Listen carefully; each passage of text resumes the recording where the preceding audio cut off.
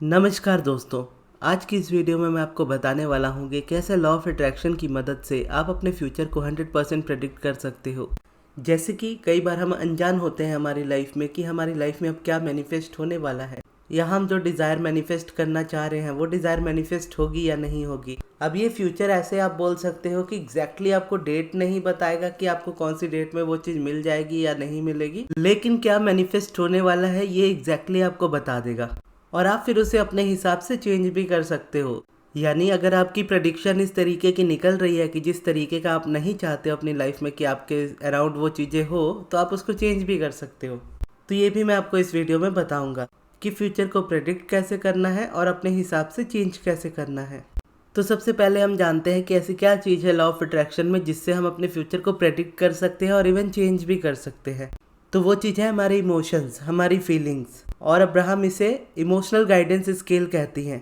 यानी थॉट्स अगर आप देखोगे तो थॉट्स एक दिन में 60,000 से ज़्यादा आते हैं और थॉट्स पर हमारा कंट्रोल कई बार नहीं हो पाता, क्योंकि हर थॉट को आप कंट्रोल नहीं कर सकते, लेकिन हर थॉट के पीछे एक फीलिंग होती है। और जो इमोशनल स्केल है उसमें अगर ऐसा देखा जाए तो अब्राहम कहती है कि मान लीजिए आप एक कॉलम क्रिएट करते हो, यानी एक पेज है, पेज के बीचों बीच आप लाइन खींचते हो।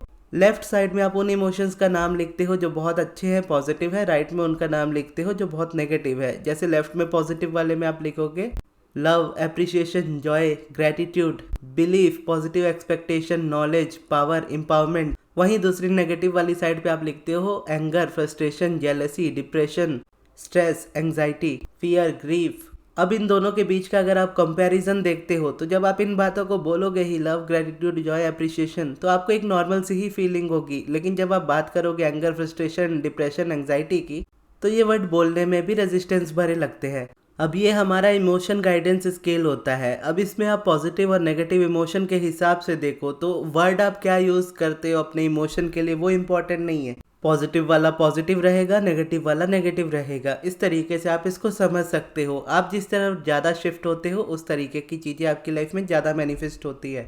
अब कुछ एग्जांपल्स के तौर पे मैं आपको ये चीज़ समझाता हूँ कि अगर आपका थॉट कैसा है तो उस जगह पर आपका मैनिफेस्टेशन कैसा होने वाला है।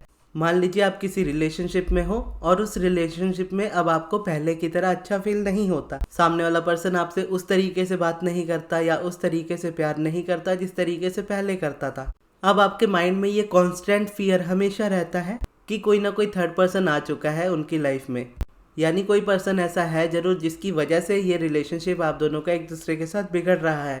भले ही ये चीज़ रियलिटी में ना हो, लेकिन अगर आप इस जगह पे इस तरीके से फोकस्ड हो कि पक्का कोई थर्ड पर्सन आ चुका है, मुझे पता लगाना चाहिए, कोई भी रिलेशनशिप ऐसे नहीं ब्रेक होता, पक्का कोई थर्ड पर्सन आया है तभी ये चीज़ हो रही है, इसीलिए वो मुझसे बात नहीं कर रहे, या मुझे उनके बारे में और जानना चाहिए, उनके फ्रेंड्स से पूछना चाहिए, या अपने किसी फ्रेंड से उनके बारे में जानना चाहिए, या उनसे बात करनी चाहिए, उन पर गुस्सा करना चाहिए। और यहाँ पर अगर आप अपने फीलिंग्स और अपने इमोशंस को देखोगे तो फ्रस्ट्रेशन, एंग्जाइटी, स्ट्रेस, इरिटेशन, इस तरह की फीलिंग में आप रहोगे। और अगर आप कंटिन्यूसली इस तरह की फीलिंग को पकड़े हो तो बहुत जल्द आप अपनी लाइफ में, यानी अपने रिलेशनशिप में, चाहे वो जितना भी अच्छा रिलेशनशिप क्यों ना हो, आप एक थर्ड पर्सन को मैनिफेस्ट करोगे और फिर वो रिलेशनशिप ब्रेक हो जाएगा।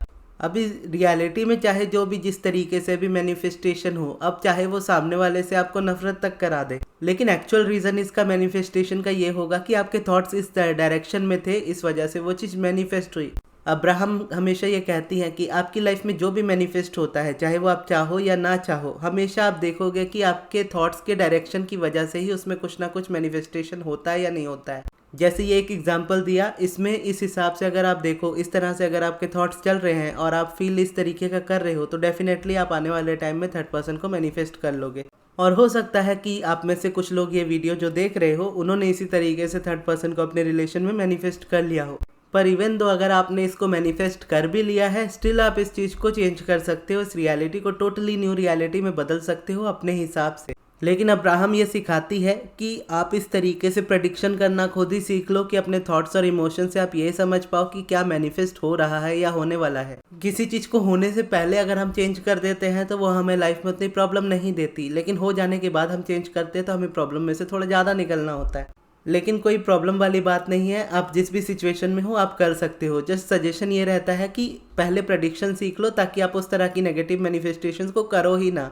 जहाँ पर जो आपका एक्स्ट्रा टाइम कंज्यूम होता है, यानी अगर आप कुछ ऐसा मैनिफेस्ट कर लो जो आप नहीं चाहते हो तो उसको चेंज करने में आपको टाइम लगेगा। लेकिन अगर आप पहले ही समझ जाते हो कि क्या मैनिफेस्ट होने वाला है और अगर वो आपके अकॉर्डिंग नहीं है तो आप उसको पहले ही चेंज कर लेते हो अपने अकॉर्डिंग और फिर वो मैनिफेस्ट आपके अकॉर्डिंग होता है। लेकिन चाहे आप सिचुएशन में जहाँ भी हो, आप परफेक्ट जगह पे हो अपने डिज़ायर को मैनिफेस्ट करने के लिए। अब इस एग्जाम्पल में आपने समझा कि आपके थॉट कैसे हैं, आपकी फीलिंग कैसी है और उस जगह पर आप मैनिफेस्ट कैसा कर रहे हो। और इसी तरह से अब्राहम कहती है कि यही इमोशनल गाइडेंस स्केल है कि आप जो भी मैनिफेस्ट करने वाले हो या जो भी मैनिफेस्ट हुआ है उसके थॉट्स और उसके इमोशंस में हमेशा आपको ये वाला चीज़ मिलेगा ही मिलेगा कि फोकस नेगेटिव शिफ्ट होता चला गया, जिसकी वजह से वो मैनिफेस्ट हो गया जो आप नहीं चाहते थे। अब आप इसको चेंज करोगे तो आप उस तरीके का मैनिफेस्ट कर पाओगे जैसा आप चाहते हो। अब इस थॉट और फीलिंग से आपने समझा कि इस जगह पर आप क्या मैनिफेस्ट करने वाले हो, यानी प्रेडिक्शन आपने ऑलरेडी कर ली कि हाँ अगर मेरे थॉट इमोशन इस तरीके से चलते रहे तो आने वाले टाइम में थर्ड पर्सन मेरे लाइफ में या मेरे रिलेशनशिप में होगा। अब आपको ऑब्वियसली ये रियलिटी नहीं चाहिए तो आप अपने थॉट्स को चेंज करना स्टार्ट करोगे, क्योंकि जो भी सब्जेक्ट होता है, सब्जेक्ट के बारे में जिस तरीके का सोचने का हमारा नज़रिया होता है उस तरीके से वो चीज़ मैनिफेस्ट होती है। अब एक ही सब्जेक्ट के बारे में सोच करके आप बुरा भी फील कर सकते हो, आप अच्छा भी फील कर सकते हो। ये वाला जो एग्जांपल मैंने आपको दिया था ये आपको ऑब्वियसली बुरा फील कराएगा। और कोई भी चीज़, यानी अगर आप क्या भी सोच रहे हो, किस भी तरीके का सोच रहे हो, वो थिंकिंग में अगर आप ना भी जाओ और जस्ट आप इतना ही समझो कि अगर आप बुरा फील कर रहे हो तो आप रेजिस्ट कर रहे हो और आप वो मैनिफेस्ट करोगे जो आप नहीं चाहते हो। अब इसको चेंज करके लाते हैं उस वाली डायरेक्शन में जहाँ पर आप मैनिफेस्ट करो अपनी डिज़ायर को अपने हिसाब से। तो जब आप ये बात समझ जाते हो कि हाँ ये रियलिटी है इस वक्त की, आपके रिलेशनशिप में सारी चीज़ें सही नहीं चल रही है, अब आपको पता है, आपके मन में ये डर आ रहा है कि कहीं मेरा रिलेशनशिप ख़राब ना हो जाए या ख़त्म ना हो जाए या कोई थर्ड पर्सन ना आ जाए, और ये इस वक्त रियलिटी नहीं है। जैसा कि पहले वाले एग्जांपल में बताया कि ये इस वक्त रियलिटी नहीं है, जस्ट आपके मन में ये चीज़ लग रही है आपको कि ऐसा हो सकता है। तो यहाँ पर सबसे पहले तो ये समझना होता है कि कॉन्ट्रास्ट हमारी लाइफ में सबसे ज़्यादा ज़रूरी है कि जब आपकी लाइफ में इस तरीके की कोई सिचुएशन आती है तो आपकी आस्किंग नेचुरल हो जाती है। यानी जब आपने देखा कि आपका रिलेशनशिप सही नहीं चल रहा है तो आपके अंदर से ये डिज़ायर ऑटोमेटिकली निकलेगी कि हाँ मुझे मेरा रिलेशनशिप सही करना है, मुझे इस रिलेशनशिप को परफेक्ट करना है, मुझे इस रिलेशनशिप में रहना है, मुझे इसी पर्सन के साथ लाइफ टाइम रहना है। अब ये हो गई आपकी डिज़ायर। अब डिज़ायर के बारे में तो आपने बात की कि हाँ मुझे ये रिलेशनशिप अच्छा करना है, लेकिन ध्यान चलने जाने लगा रियलिटी पर। अब रियलिटी में क्या दिख रहा है कि वो पर्सन बात नहीं कर रहा, कहीं ऐसा तो नहीं, कहीं ऐसा तो नहीं, और इस माइंड में आप उस चीज़ को मैनिफेस्ट कर लोगे। लेकिन जब आप इसको चेंज करने जाओ तो डिज़ायर आ गई, आपको पता है कि कॉन्ट्रास्ट आया, कॉन्ट्रास्ट से आपकी डिज़ायर आई। अब डिज़ायर को इस तरीके से आपको अलाइन करना है वाइब्रेशनली कि आप पहले ही प्रेडिक्ट कर सको कि हाँ अब मेरी डिज़ायर मैनिफेस्ट होने वाली है। अब जैसे उसमें हम फियर क्रिएट कर रहे थे कि इस तरीके से ना हो जाए, इस तरीके से ना हो जाए, थर्ड पर्सन ना आ जाए, थर्ड पर्सन तो नहीं है, तो यहाँ पे भी सिचुएशन वैसे ही रखेंगे कि सामने वाला पर्सन आपसे बात नहीं कर रहा है और आपके मन में ये डर बैठ रहा है कि कहीं थर्ड पर्सन आपकी लाइफ में ना हो। अब ऑब्वियस सी बात है कि दिन भर में जब भी आपका मन में ये ख्याल आएगा उस पर्सन के बारे में, थॉट्स इसी तरह के एक्टिवेट होंगे जहाँ पर आपका फोकस है। अब जब भी वो एक्टिवेट होंगे आप हर बार उसको चेंज करोगे, क्योंकि अब आप प्रेडिक्शन समझने लगे हो। तो चेंज करने के लिए कुछ थॉट्स में डिफरेंस मैं आपको बताऊंगा, फिर उसकी फीलिंग बताऊंगा। पहले तो नॉर्मल वाला थॉट बताऊंगा, उसकी रेजिस्टेंस बताऊंगा, फिर उसको कम करते हुए बताऊंगा। तो इस सिचुएशन में आपकी पहली चॉइस है, आप बोलो पहला थॉट आप इस तरीके का सेलेक्ट कर सकते हो कि मेरे रिलेशनशिप में मुझे हमेशा धोखा ही मिला है, या मेरे साथ हमेशा से ऐसा ही होता हुआ आया है, मेरा कोई भी रिलेशनशिप कभी अच्छा नहीं होता, क्यों ऐसा मेरे साथ होता है, क्यों मेरी ही लाइफ में थर्ड पर्सन आता है, क्यों मेरे ही रिलेशनशिप में हमेशा थर्ड पर्सन आता है। अब अगर आप इस तरह के थॉट वाले फीलिंग में हो तो आप समझ लो कि आप बहुत ज़्यादा रेजिस्टेंस में हो। अब इसको अगर आप थोड़ा सा कम करते हो तो थोड़ा सा कम करने के लिए आप अपने थॉट्स को अगर थोड़ा सा भी चेंज करते हो कि मुझे लग रहा है कि ये चीज़ रियलिटी है, जबकि मुझे ये रियलिटी में पता भी नहीं कि ये सच है या नहीं, मैं अपने मन में ही इन बातों को क्रिएट कर रहा हूँ या कर रही हूँ, मुझे अपने थोड़े से फोकस को शिफ्ट करना चाहिए, मुझे अपने ध्यान को अच्छी जगह पे लगाना चाहिए। अब अगर आप इस वाइब्रेशन में आ जाते हो पहली वाली से, तो आप वाइब्रेशनली बहुत ज़्यादा अपने आप को अलाइन कर लोगे, और पहली वाली में आप जितना बुरा फील कर रहे थे ये वाले सेंटेंस में आप उतना नहीं फील करोगे। तो यहाँ पे आप बोल सकते हो कि आप 1 स्टेप अलाइनमेंट में हो। अब आते हैं इसको और भी बेटर करते हुए एक न्यू एग्जाम्पल में। अब न्यू एग्जाम्पल के तौर पे हम देखेंगे कि इस थॉट को हम कैसे चेंज करके और रेजिस्टेंस को कम करते हैं। कि जब आपको लगने लगे कि हाँ ये थर्ड पार्टी वाली सिचुएशन है, तो अपने आप से आपने ये क्वेश्चन पूछ लिया कि मुझे ऐसा क्यों लग रहा है कि ऐसा हो सकता है। फिर माइंड आंसर करता है कि पास्ट में ऐसा ही होता आया है तुम्हारे साथ, और हर रिलेशनशिप में होता आया है, हमेशा से होता आया है। तो आप थॉट को चेंज करते हो कि ज़रूरी नहीं कि जो पास्ट में हुआ था वो आज भी हो। मैं पहले डिफरेंट पर्सन था, आज मैं टोटली डिफरेंट पर्सन हूँ। हो सकता है कि मैं जिस तरीके की रियलिटी सोच रहा हूँ उस तरीके का कुछ ना ही हो सकता है सामने वाला पर्सन बिजी हो और मुझसे बात कर नहीं पा रहा हो। हर किसी की लाइफ में कुछ ना कुछ चल रहा होता है। हो सकता है सामने वाले की लाइफ में भी कुछ ऐसा चल रहा हो जिसे वो शेयर ना कर पा रहे हो, बस इस रीजन से हो सकता है वो बात ना कर रहे हो। नहीं तो हमारी बॉन्डिंग इतनी स्ट्रांग है कि हम एक दूसरे से अपनी बातें शेयर करते हैं, और मुझे भी पता है कि जब ये बातें थोड़ी सी भी क्लियर होंगी तो वो सामने से आकर के बात करेंगे और इन बातों को क्लियर करेंगे। अब यहाँ पर देखोगे तो आप वाइब्रेशनली इस चीज को बहुत ज्यादा क्लियर कर चुके हो। इस जगह पर आप ये एक्सपेक्ट कर सकते हो कि सामने वाला पर्सन आने वाले टाइम में आपको कॉन्टैक्ट करेगा।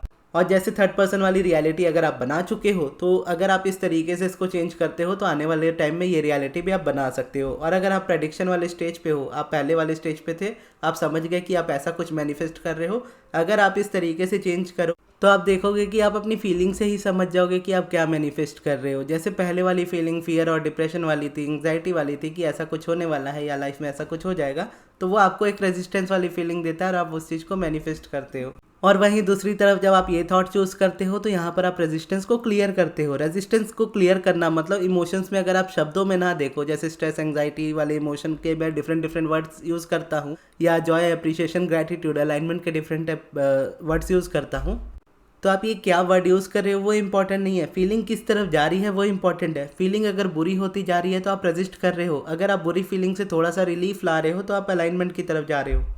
जैसे एग्जाम्पल वाले तौर पे मैंने बताया था कि थर्ड पर्सन वाली बात जब हो रही है तब आप रेजिस्टेंस में हो, आपकी फीलिंग से आप उस चीज़ को समझ जाते हो। नहीं समझ रहे हो तो वापस से बैक करके उस वाले पोर्शन पे जाकर देखिएगा जहाँ पर मैंने 3 डिफरेंट थॉट्स से उसको चेंज करते हुए बताया आपको। और पहले थॉट में अगर पहला थिंकिंग आप रख रहे हो उसके हिसाब से आपके इमोशन कैसे थे, और थर्ड आते आते तक आपके इमोशंस कैसे चेंज हुए। और ये भी चीज़ ध्यान में रखनी है कि हो सकता है कि ये आपकी रियलिटी से पूरी तरह से अटैच ना हो। ये एग्जाम्पल हो सकता है आपकी रियलिटी से मैच ना खाता हो, तो ऐसे टाइम में अगर आप इन्हीं सेंटेंसेस को यूज़ करोगे जो मैंने बताया है तो हो सकता है आपके लिए वर्क ना करे। हो सकता है क्या, डेफिनेटली आपके लिए नहीं वर्क करेंगे, लेकिन इस तरीके से बेसिकली सोचा जाता है। इस एग्जाम्पल के तौर पे मैं आपको यही समझाना चाह रहा हूँ कि इस तरीके से सोचा जाता है। अगर आपकी रियलिटी से ये बातें मैच करती हैं तो इस तरीके के थॉट्स आपको हेल्प कर सकते हैं, लेकिन अगर आपकी रियलिटी थोड़ी डिफरेंट है तो आपको थॉट्स अपने हिसाब से चूज करने होंगे। जस्ट देखना है कि कैसे आप उसको चेंज कर रहे हो। पहले आप कैसा फील कर रहे थे, अभी कैसा फील कर रहे हो।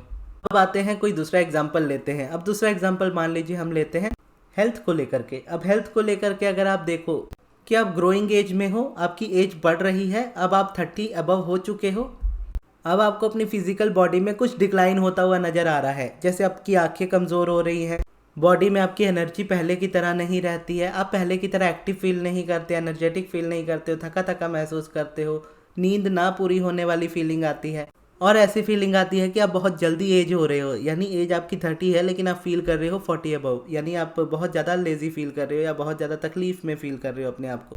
तो इस जगह पर आप हो अगर, तो आपके माइंड में अगर यही थॉट कंटिन्यू है कि मेरी उम्र 30 साल से ज़्यादा अब हो चुकी है, अब मेरी आंखें ख़राब होने लगी है, या आंखें पहले से कमज़ोर होने लगी, अब मैं पहले की तरह देख नहीं पाता, या पहले की तरह मेरी फिज़िकल एक्टिविटीज़ नहीं है, मैं पहले की तरह भाग नहीं पाता, अब मैं बहुत लेज़ी हो चुका हूँ या हो चुकी हूँ, तो इस जगह पर आप ये प्रेडिक्ट कर सकते हो कि आने वाले टाइम में आपकी बॉडी की जो कंडीशन है वो बहुत ज़्यादा ख़राब होने वाली है। अब आप समझ जाते हो कि हाँ, ये रियलिटी आप नहीं चाहते हो, आप इसको चेंज करने वाले हो। अब चेंज करने के लिए आप सेम समझ रहे हो, जैसे मैं पहले आपको बताया था कि रेजिस्टेंस वाला हम थॉट लेंगे, फिर उसको कम करते हुए हम आगे जाएंगे। तो यहाँ पर ये कॉन्ट्रास्ट तो आया, कॉन्ट्रास्ट आपकी हेल्थ का आया, हेल्थ से आपकी ये डिज़ायर बनी कि हाँ मुझे अच्छी हेल्थ चाहिए। अब अच्छी हेल्थ तो है, अब ये डिज़ायर है। अब लेकिन आपके डिज़ायर के साथ आपका फीलिंग बोलो या फिर आप बोलो आपका बिलीफ मैच नहीं होता। आप डिज़ायर कर रहे हो कि मुझे एक अच्छी हेल्थ चाहिए, लेकिन बिलीव हो रहा है कि ये चीज़ पॉसिबल नहीं है। आपकी डिज़ायर है कि अब मुझे अच्छी हेल्थ चाहिए, लेकिन माइंड ये कंटिन्यूसली रिपीट कर रहा है कि मेरी एज होती जा रही है, एज के साथ साथ ये चीज़ें बढ़ती जाती है, यानी एज अगर बढ़ती जाती है तो हेल्थ हमारी डाउन होती जाती है। तो इस तरीके से आपके थॉट्स अगर रहते हैं तो आप बहुत ज़्यादा रेजिस्टेंस वाले फेज में हो। अब इसको हम एग्जांपल के तौर पे लेते हुए जाते हैं कि रियलिटी आप समझ गए कि कैसी है कि आपकी एज बढ़ती जा रही है, आपकी फिजिकल कंडीशन पहले से ख़राब होती जा रही है। अब आपका मन इस तरीके का है, आप हर वक्त ये रिपीट कर रहे हो कि मेरी बॉडी अब पहले की तरह नहीं रही, अब मैं पहले की तरह एक्टिव नहीं हूँ, पहले की तरह एनर्जेटिक नहीं हूँ, मैं पहले की तरह बॉडी में अच्छा फील नहीं करता, या बहुत कमज़ोर फील करता हूँ, या मेरा वेट गेन हो रहा है, या मेरा वेट लूज़ हो रहा है, आंखें कमज़ोर हो रही हैं, या हड्डियाँ मेरी कमज़ोर हो रही है। तो ये है प्योर रेजिस्टेंस। इस जगह पे आप इस तरह की और चीज़ों को मैनिफेस्ट करने वाले हो। अगर आप इसको थोड़ा सा चेंज करते हो, देखा जाए तो मेरी हेल्थ इतनी भी बुरी नहीं है, मैं 30 अबव हूँ, ज़रूर हूँ, लेकिन अभी भी मैं इजीली देख पाता हूँ। भले मुझे चश्मे लगे हैं लेकिन मैं चश्मे से भी देख पाता हूँ। और वीकनेस भले मुझे मेरी बॉडी में फील हो रही है, लेकिन अगर मैं थोड़ा सा भी फोकस करूँ अपनी लाइफस्टाइल पे तो मैं इसको बेटर बना सकता हूँ, क्योंकि मैंने ये चीज़ पहले भी की है। मेरी पहले की लाइफस्टाइल अगर मैं बोलूँ तो बहुत एक्टिव रही है, तो अगर मैं चाहूँ तो इसको और एक्टिव करके मैं पहले से बेटर कर सकता हूँ। अब जैसे एक्शंस वाली भी हम बात करते हैं, तो जब पहला वाला थॉट था कि मेरी बॉडी ऐसी है, मेरी एज इतनी हो चुकी है, अब यहाँ कुछ नहीं हो सकता, उस जगह पर आप कोई एक्शन क्रिएट नहीं करोगे, क्योंकि आपको वो अलाउ नहीं करेंगे आपके थॉट्स और आपके फीलिंग्स। ये दूसरा वाला जो मैंने आपको बताया अभी वाला एग्जांपल, यहाँ पर आप ये रेडी हो जानने के लिए कि हाँ ठीक है, अपनी बॉडी में अपना टाइम दे करके हम इसको चेंज कर सकते हैं, या अपने आप को थोड़ा टाइम देंगे तो हम बेटर कर सकते हैं। तो यहाँ पर आप एक्शंस के लिए इंस्पायर होते हो। अब आते हैं तीसरे वाले पे, जहाँ पर हम रेजिस्टेंस को और ज़्यादा रिलीज करेंगे। यहाँ पर आपके थॉट ऐसे होंगे कि ज़रूरी नहीं है कि एज के साथ साथ हमारी फिजिकल डिक्लाइनेशन हो, क्योंकि मैंने बहुत से ऐसे लोगों को देखा है जिनकी एज बहुत ज़्यादा है लेकिन स्टिल वो अपनी बॉडी में बहुत ज़्यादा फिट है। और ऐसे भी बहुत लोगों को देखा है जो बहुत मुझसे भी यंग है लेकिन उनकी हेल्थ मुझसे भी ज़्यादा ख़राब है। इससे तो यही प्रूफ हो जाता है कि हेल्थ एक्चुअल में ये मैटर नहीं करता कि आपकी एज कितनी है। आप किसी भी एज में फिट रह सकते हो या किसी भी एज में आप अनफिट रह सकते हो। मुझे क्या चाहिए, मुझे अपनी एक अच्छी हेल्थ चाहिए, और मेरे लिए बस मुझे वो चीज़ें ढूंढनी है जो मेरे लिए परफेक्टली वर्क करे, और मैं पूरी कंसिस्टेंसी के साथ अगर उन चीज़ों को फॉलो करता हूँ तो मेरी हेल्थ बेटर हो जाएगी। और ये करने वाला मैं दुनिया का इकलौता इंसान नहीं हूँ। दुनिया में बहुत से ऐसे लोग होंगे जिन्होंने अपनी हेल्थ को बहुत अच्छा किया होगा पहले से। या मैं इंस्टा ही खोल कर अगर देखता हूँ तो मुझे इंस्टाग्राम पर ही ऐसी बहुत सारी ट्रांसफॉर्मेशंस दिख जाती हैं जिन्होंने अपने बॉडी की कंडीशन को पूरी तरह से चेंज कर लिया, और उनकी कंडीशंस तो बहुत ज़्यादा वर्स्ट थी। मेरे हिसाब से मैं देखूँ तो मेरी लाइफ में तो बहुत सारी अभी भी अच्छी चीज़ें हैं, मेरी हेल्थ अच्छी ही है, मैं उसको और अच्छी बना लूँगा। तो इस तरीके से आप रेजिस्टेंस फ्री होते गए, और इस जगह पर जब आप आते हो आप एक्शंस के लिए आगे इंस्पायर होते हो। तो बेसिकली अपने आप से अपने लाइफ के हर एक एस्पेक्ट में इस तरीके से बात करनी है, समझना है कि कॉन्ट्रास्ट क्या है, प्रॉब्लम क्या है लाइफ में। उस प्रॉब्लम को प्रॉब्लम की तरह नहीं देखना है, उसको इस तरीके से देखना है कि उस प्रॉब्लम में से आपकी डिज़ायर निकली है। हेल्थ ख़राब हुई, हेल्थ अच्छी चाहिए, ये डिज़ायर उस हेल्थ ख़राब होने की वजह से निकली। लाइफ में मनी नहीं है, मनी की प्रॉब्लम है, तो मनी की प्रॉब्लम को देखते हुए ये डिज़ायर आई कि मुझे लाइफ में ज़्यादा पैसे चाहिए। अब उसके बाद अपने थॉट्स और फीलिंग्स को देखा कि क्या हम सोच रहे हैं, क्या हम फील कर रहे हैं, और हम क्या प्रेडिक्ट कर रहे हैं कि फ्यूचर में क्या होने वाला है। अगर वो हमारे अकॉर्डिंग है तो हम वैसे चलेंगे, अगर हमें वैसा नहीं चाहिए तो हम इस तरीके से उसको चेंज करेंगे। और अगर आप डेली बेसिस पे इस चीज़ को चेंज करना स्टार्ट करते हो तो देखते ही देखते आपकी लाइफ टोटली चेंज हो जाएगी। और मेडिटेशन में भी अगर आप देखोगे तो मेडिटेशन भी आपको इसी तरीके से हेल्प करता है कि जब आपका माइंड हलचल मचा रहा होता है, बहुत सारी बातें बोल रहा होता है कंटिन्यूसली, तो शिफ्ट लाना मुश्किल हो जाता है। तो ऐसे में मेडिटेशन क्या करता है, उन आवाज़ों को धीमे कर देता है, उन थॉट्स को धीमे कर देता है। आपको थोड़ी देर चुप रहने का मौका मिल जाता है, थोड़ी देर आप कंप्लेन नहीं करते हो, थोड़ी देर आप उस प्रॉब्लम के बारे में बात नहीं करते हो, और डेली डेली मेडिटेशन करते रहो तो आपकी आदत बन जाती है बहुत देर तक अपना ध्यान हटाने की उन चीज़ों से। और ध्यान हटता है तो रियलिटी में वो चेंजेस आने लगते हैं, क्योंकि माइंड में से वो नेगेटिविटी खत्म होने लगी है, जैसे ये थॉट्स की वजह से हो रही है। तो मेडिटेशन हो सके तो ज़रूर कीजिए, और ये वाला प्रोसेस अपनी लाइफ में ज़रूर अपनाइए। और अगर आपको पर्सनल सब्लिमिनल बनवाना हो मुझसे, या पर्सनल सेशन अपॉइंटमेंट लेना हो मुझसे, तो उसके लिए आप मेरे मैनेजर अमृत को कांटेक्ट कीजिएगा उनके व्हाट्सएप नंबर पे। उनका व्हाट्सएप नंबर मैं आपको कमेंट बॉक्स में दे दूंगा। और ये वीडियो आपको कैसी लगी कमेंट बॉक्स में ज़रूर बताइएगा। और अगर आपकी कोई सवाल हो तो वो भी आप कमेंट बॉक्स में ज़रूर पूछिएगा। और इस वीडियो को यहाँ तक देखने के लिए बहुत बहुत धन्यवाद।